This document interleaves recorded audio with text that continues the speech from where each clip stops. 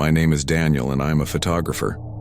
My work, or rather my passion, often takes me to places most people would fear to tread: derelict buildings, forgotten factories, and places shrouded in the dust of time.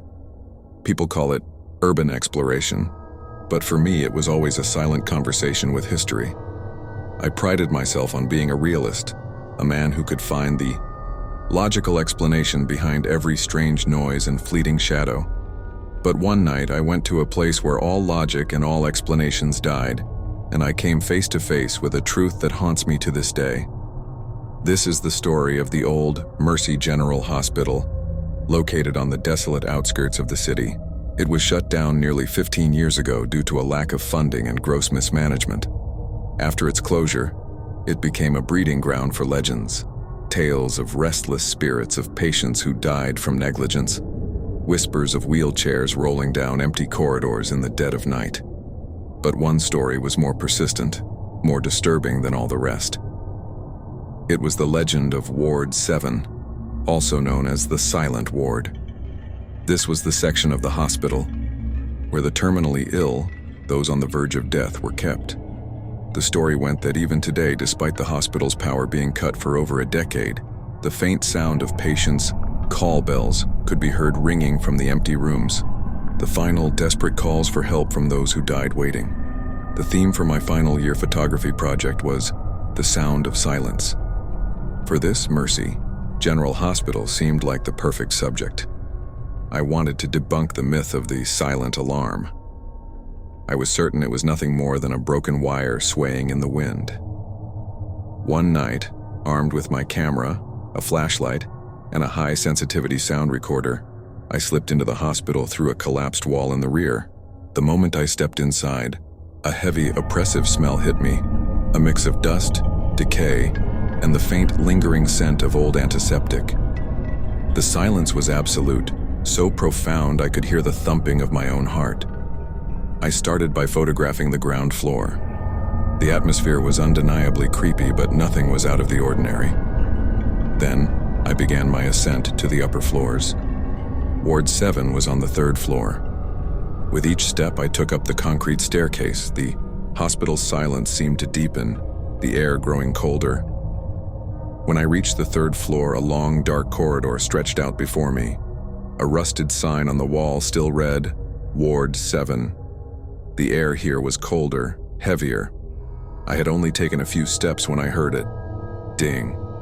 A single, faint chime, so quiet I thought I had imagined it. I froze and listened intently. Absolute silence.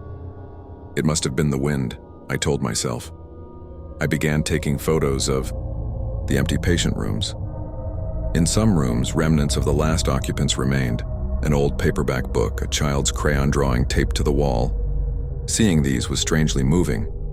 As I moved further down the corridor, the chiming started again. But this time it wasn't just one. Ding, ding, ding. Several bells were ringing at once, sporadically from different rooms. My heart began to pound. This wasn't the wind. My sound recorder's digital display flickered, confirming it was picking them up. With a growing sense of dread, I made my way to the nurses' station at the end of the hall. There on the wall was a large call bell indicator board, and the sight that met my eyes drained all the blood from my face. On that board, which had been without power for 15 years, several of the small red lights were glowing. They were flickering. Room 304, Room 307, Room 312, the nurses' station at the end of the hall. There on the wall was a large call bell indicator board, and the sight that met my eyes drained all the blood from my face. On that board, which had been without power for 15 years, several of the small red lights were glowing. They were flickering. Room 304, Room 307, Room 312. All my bravado, my skepticism evaporated. I understood then that the stories were true, but my curiosity, the photographer in me, overrode my fear. I was about to capture the greatest proof of the paranormal ever recorded. I took a deep breath and decided to head towards the room whose light was blinking the most erratically. Room 307. The door was ajar. I pushed it open and stepped inside. I stood in the middle of the room taking shots from every angle. Everything was quiet. I thought maybe my presence had scared the ghost away. Suddenly, a loud, frantic, and continuous ringing erupted from the indicator board in the corridor. Ding, ding, ding, ding, ding. The sound was coming from only one room. My room. Room 307. But I was alone. Just then, the call bell button in front of me stopped swaying. And then, it began to grow cold. So cold, it was like touching a piece of ice. An unbearable burning coldness started to seep from the button into my hand. I tried to let go, but my fingers felt like they were frozen to it, and then I heard a voice. It didn't come from a speaker.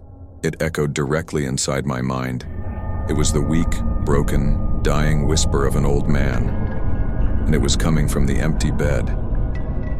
Nurse, water. My vision tunneled.